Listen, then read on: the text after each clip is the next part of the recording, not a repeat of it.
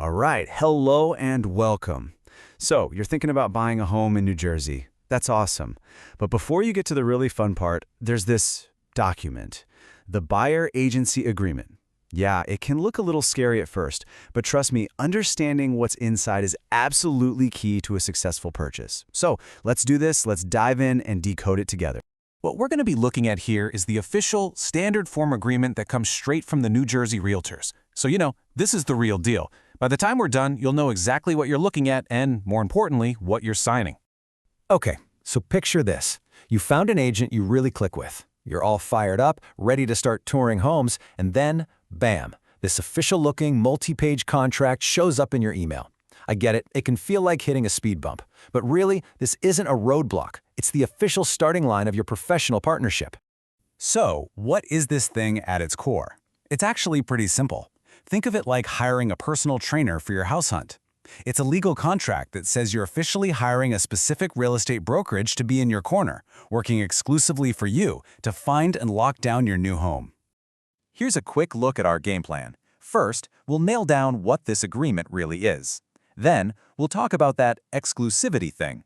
After that, the big one, how your agent gets paid. We'll also cover what your agent is supposed to do versus what you need to do.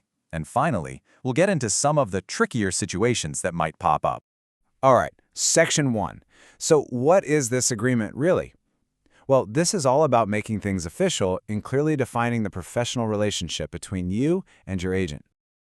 This document is what takes you from just casually chatting with an agent to having a formal legal commitment. It literally says that this one specific brokerage is now your exclusive agent to help you buy a property, usually in a certain town or county. It's the moment they officially join your team.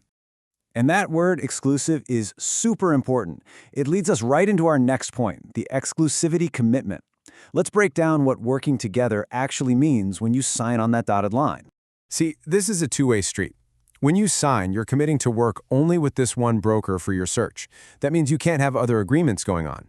It also means you agree to let them handle all the negotiations and offers, and that you'll give them the accurate financial info they need to represent you well. It really is a partnership. Okay, let's talk about the part everyone's always the most curious about, money. How does your agent actually get paid? Let's follow the trail. Now, I want you to pay close attention to this, because it's a direct quote from the agreement, and it's a big deal. It says, flat out, that there is no standard, fixed commission rate set by anyone. The fee you agree to pay your broker is, and this is the key phrase, fully negotiable. That puts you in the driver's seat to have a real conversation about. So after that negotiation, you'll land on a specific number. For example, in the sample agreement we're looking at, that number is 2.5% of the final sale price. This is the rate that you, the buyer, are agreeing your agent has earned for all the work they're going to do for you. So how does the payment actually work? Well, it's a pretty straightforward flow. Step 1, you agree to that commission rate with your agent. Let's say it's 2.5%.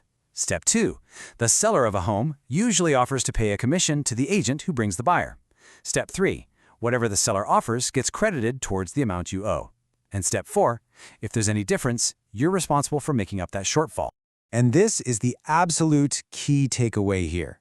While the money often comes from the seller's side of the deal, your legal agreement is with your broker. You are the one who is guaranteeing that they get paid that negotiated rate for the job they're doing for you. That's a huge point to understand. So, that brings us right into the next section. What's your agent's job versus your job? Like any good partnership, it works best when everyone knows exactly what they're responsible for, and this agreement spells it all out. Okay, so your broker has a pretty long to-do list. They have to actively hunt for properties, use all their professional skills to negotiate for you, and this is a big one, always represent your best interests. They're also on the hook to schedule showings, help you write up offers, and tell you about any known major issues with a property. But hey, like I said, it's a partnership. It's a balancing act, and your role is just as critical to making this whole thing work smoothly. Your responsibilities are really all about good communication and solid commitment. You've got to provide accurate info, keep your agent in the loop if you see a house you like, even if you see it at an open house. And of course, honor that exclusivity by making sure all the real estate talk goes through them. Real estate isn't always a straight line. Sometimes things can get a little complicated, so the agreement prepares for that by covering some of the trickier what-if scenarios. Let's dig into those now. So here's a classic example. What if you want to buy a house that's listed by your agent's own company? That can be a conflict of interest. The agreement handles this in two ways. First is disclosed dual agency, where your agent becomes a neutral go-between for you and the seller. The other is designated agency. That's where two different agents from the same brokerage represent you and the seller separately, so you each get full representation. Either way, it can only happen with your written consent. And what about this protection period? This is a clause that protects your agent's hard work. Basically, it means that if your contract ends, but you then quickly turn around and buy a house they already showed you, say within 90 days, you might still owe them that commission. It ensures they get paid for the work they already did. You know, the agreement itself gives probably the best piece of advice you can get, and it puts it right there in all caps so you can't miss it. It's a clear warning. This is a serious legal contract. If you don't get it, get help before you sign it. So, let's wrap this all up. What are the big things to remember? Number 1, this is a real, legally binding contract. Number 2, your agent's commission is negotiable. Number 3, you are the one who is ultimately responsible for making sure they get paid. 4, it's a partnership with clear jobs for both you and your agent.